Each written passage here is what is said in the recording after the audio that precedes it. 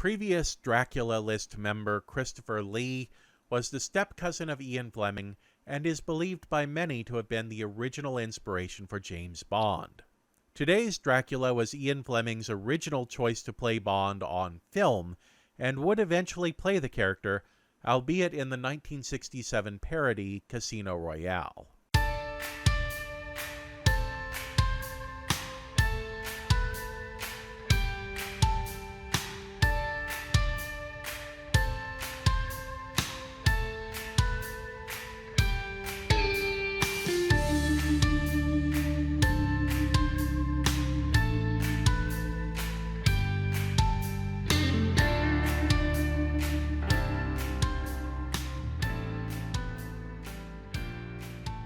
James David Graham Niven was born in 1910 in Belgrave Mansions in the neighborhood of Belgravia in central London. His father was Lieutenant William Niven, and his mother was from a distinguished military family.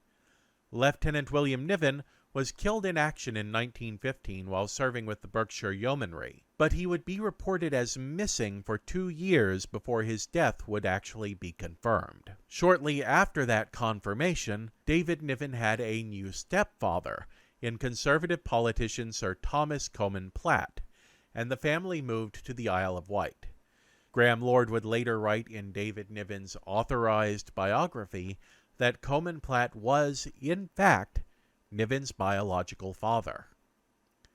The new family home was a cottage with a front door that stuck easily, a back door that could not be opened, and drafty windows, and Niven said he never found a happier place anywhere on earth. At the age of 6, David was sent away to boarding school by his stepfather. He would later write in his memoirs that, as a shy young boy, he suffered physical and emotional abuse at the hands of both his fellow students and his teachers, and that he reacted to this by becoming a devoted prankster and troublemaker. He was expelled from Heatherdown Preparatory School when he was 10 years old, which ended any hope of his attending Eton College. Instead, he would attend Stowe School, a public school where, for the first time, he encountered a headmaster who treated him and all of the other students with basic human decency. Niven graduated from the Royal Military College, Sandhurst in 1930 with a commission as a second lieutenant in the British Army. He served briefly with the Highland Light Infantry in Malta and in Dover, but saw no opportunity for advancement in a peacetime military. After being placed under close arrest for insubordination, Niven escaped custody and left for America, taking time during the Atlantic crossing to resign his commission by telegram. Newly arrived in America, he worked as a whiskey salesman in New York City and a rodeo promoter in Atlantic City before ultimately making his way across the continent to Hollywood, where in 1934 he began working in the movies as an extra. A small role in Mutiny on the Bounty helped him to catch the eye of Samuel Goldwyn, who signed him to a contract launching his acting career. By 1938, he was headlining A movies and acting alongside Errol Flynn in The Dawn Patrol and Ginger Rogers in Bachelor Mother. The start of World War II saw Niven leaving Hollywood to return to the British Army. He was assigned to a training base in the Western Highlands and also worked with the Army Film and Photographic Unit, where he befriended a young private named Peter Ustinov, who would later appear on screen with him in 1978's Death on the Nile. Niven returned to Hollywood after the end of the war, and while he was quickly accepted back by Samuel Goldwyn, his career had lost a significant amount of steam. By the time he appeared in 1951's Happy Go Lovely, his career was largely considered to be in decline, but a stint on Broadway brought him to the attention of Otto Preminger, who cast him in the controversial and successful sex comedy The Moon is Blue, for which Niven won a Golden Globe Award.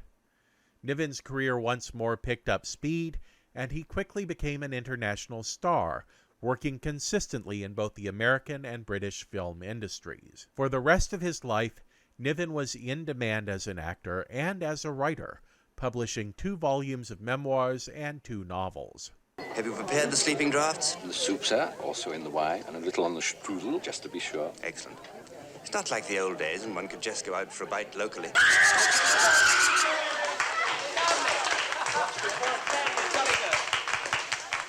Sir, your wig is slipping. Danbury, Essex, England native Jeremy Lloyd's first job as a young man was a suit salesman at Simpson's in Piccadilly.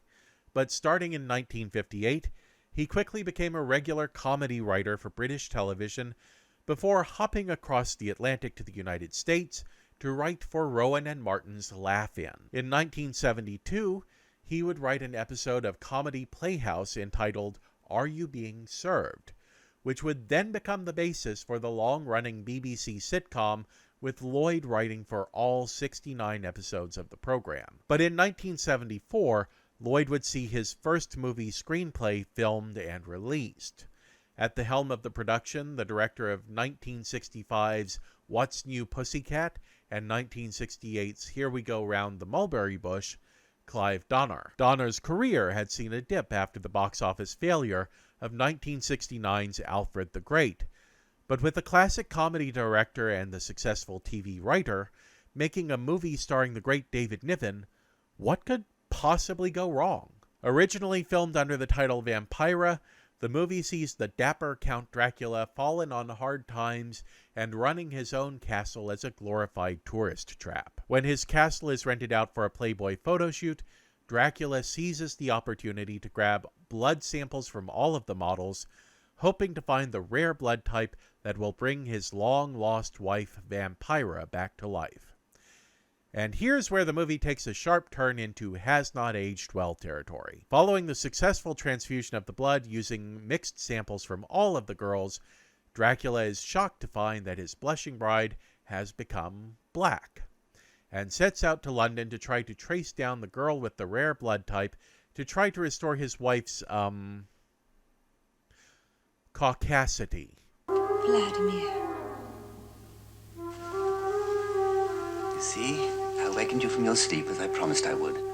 How long has it been? 50 years. 50 years? Tell me the truth.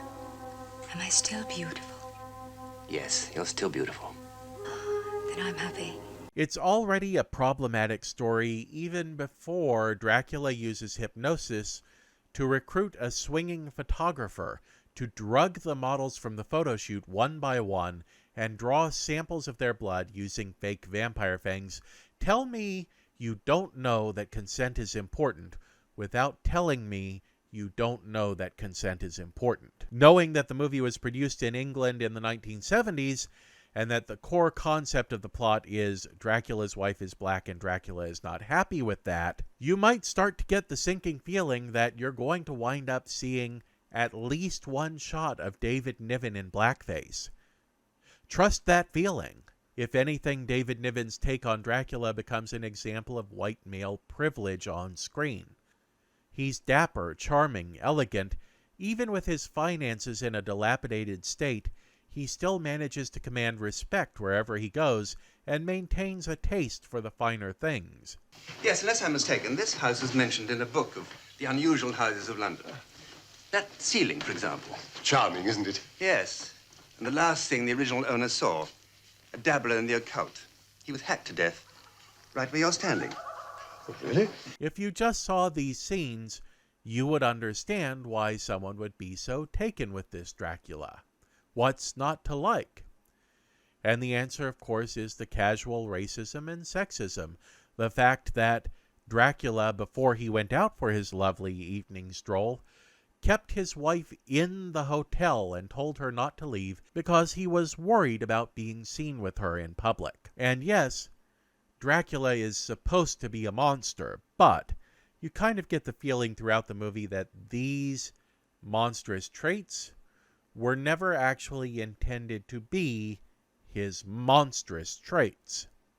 And it isn't helped by the fact that Vampira is portrayed by Laugh-In and Get Christie Love star Teresa Graves, who is just a bundle of joy and light. Even playing a blood-sucking monster, she exhibits such an extreme joie de vivre that you can't help but root for her. She very clearly has no problem with her new skin, whatever her husband thinks of it. And the way that she gets coldly brushed aside and hidden away by her spouse just makes him seem all the more casually cruel, and not in a very funny way. I've already said that the movie has not aged well, but it didn't really do all that well with critics and audiences upon its release either. Roger Ebert gave the film 1 star out of 4, calling it a depressing exercise that felt at least a decade out of date, and listing Niven's performance as the only highlight. I would argue that actually Niven and Graves are the best part of the movie. They really do have a lot of on-screen chemistry, and it's just a shame that the story was based on a core concept that kept the two of them apart for most of the film. Perhaps the best move made in marketing Vampira came when it was released to the US market in 1975. Coming just a month after the surprise success of Mel Brooks's latest film, distributors American International Pictures retitled the film Old Dracula and started marketing it to theaters as the perfect film to play second on a double feature with Young Frankenstein. It appears to have worked, as the double feature did in fact play in a lot of American markets. In addition to Niven and Graves, Old Dracula features a camp performance from British comedy stalwart Bernard Bresslaw. Among other prominent roles, Bresslaw was a frequent troupe member for the Carry On franchise, including an appearance in 1966's Carry On Screaming, the classic horror parody that, to this day, makes its way onto British lists of the top comedies of all time. Now, obviously, I've been very clear about how I feel about the movie as a whole, but Niven's performance is very solid. He does have good comic timing. He has a regal bearing that works well with Dracula, and he goes forward with this idea of Dracula as a man who, yes, is surrounded by the classic, but still understands the modern world. It's just a shame that that modern world couldn't accept the very wonderful Teresa Graves as his spouse. But what do you think of David Niven's performance in Vampira / Old Dracula? Drop down into the comments below and let me know. And while you're there, make sure that you click like and subscribe, and take some time to share this with a friend. I'll see you again soon, but in the meantime, I am Glenn Williams, the Film Optimist, reminding you to watch like it means something.